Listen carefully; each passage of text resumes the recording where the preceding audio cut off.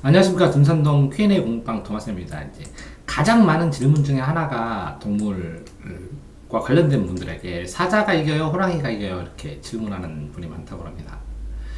호랑이는 이제 시베리아에서 살고 동양적인 느낌이 좀 강하고요. 사자는 아프리카에서 살지만 이제 아프리카에서 잡아다가 서양에서 많이 이제 애호를 하죠. 그래서 동양 쪽에서는 호랑이가 이길 거라고 생각을 많이 하고 서양 쪽에서는 당연히 사자가 이길 거라고 많이 생각하나 봐요.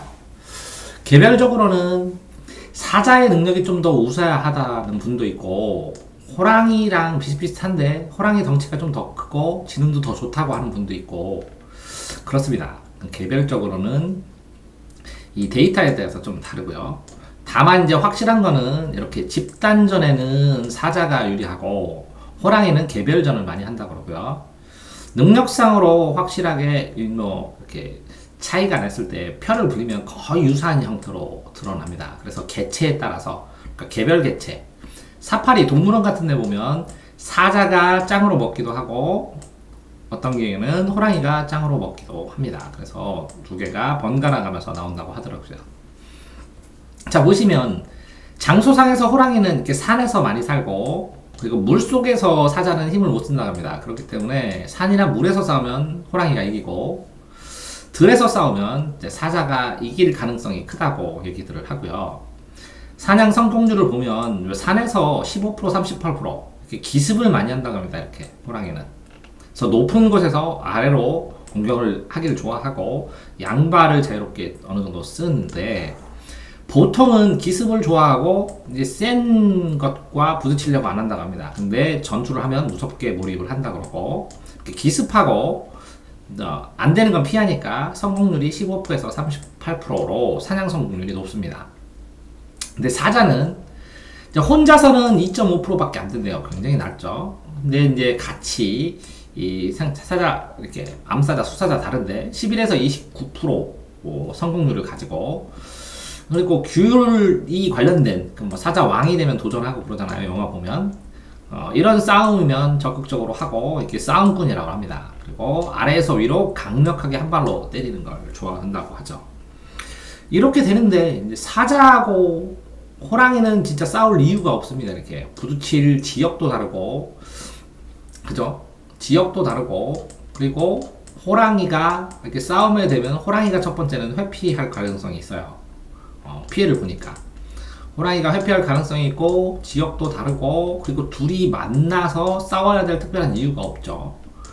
약한 놈들 잡아먹으면 되니까. 거기다가 이렇게 싸움의 현장을 만들어 놓더라도 그쵸? 이렇게 이걸 싸움을 필수적으로 사람들처럼 해야 하게 되는 그 영상이나 이런 것들이 있는데 이런 것들은 이 개체에 따라서 개체의 능력에 따라서 확확 달라지니까 평준화가 될 수가 없죠. 그러니까 결국은 사자와 호랑이가 싸우는데 사자의 평균과 호랑이의 평균을 비교하는 것도 의미가 없고 개별적인 싸움은 강한 놈이 이기니까 의미가 없다는 것이죠. 강한 놈이 이기니까. 그러니까 농담으로 사자하고 호랑이가 싸우면 누가 이겨? 그러니까 금년에는 기아가 더 잘해. 삼성보다. 기아가 작년에 1등 했잖아. 하고 2019년 프로야구 전망을 하기도 하죠. 이렇게 얘기를 하는 거와 관련해서 생각을 하면 그런데 왜 가장 많은 질문을 사자와 호랑이의 싸움을 할까? 그러니까 거북이와 토끼는 경주를 하지 않습니다. 거북이와 토끼가 경주를 한다는 거북이와 토끼가 경주를 한다고 치면 거북이는 물속에서 하면 이기겠죠. 토끼는 물속에서 못 들어가니까. 또 거북이와 토끼가 경주를 실제로 이렇게 만들어 놓고 했더니 거북이는 꾸준히 가고 있는 상황에서 토끼가 어이 하니까 확 뛰었죠. 이게 호기심 천국에서 한번 했었던데 이런 것처럼 이게 싸움이란 것은 어떤 이익이나 어떤 걸 달성하기 위해서 대화로 풀리지 않았을 때 달성하기 위해서 일어나는 경우가 많은데 이렇게 달성하는 것이 사자를 잡아야 호랑이를 잡아야 달성하는 환경 자체가 자연계에서 만들어지기가 거의 불가능하다는 것이겠고 이렇게 평균으로 시뮬레이션에서 싸우는 것도 의미가 없다는 것이죠.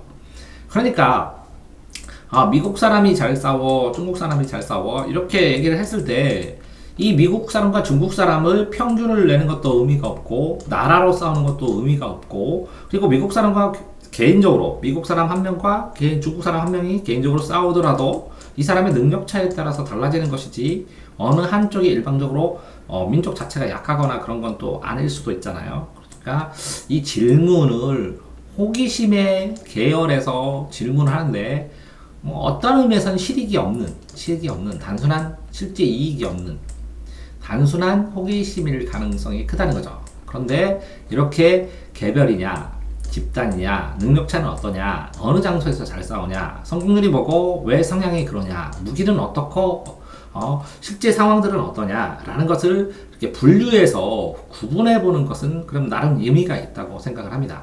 자, 그럼 결론적으로 사자가 이기느냐 호랑이가 이기느냐? 저는 개별적으로 사자가 이긴다고 생각을 합니다.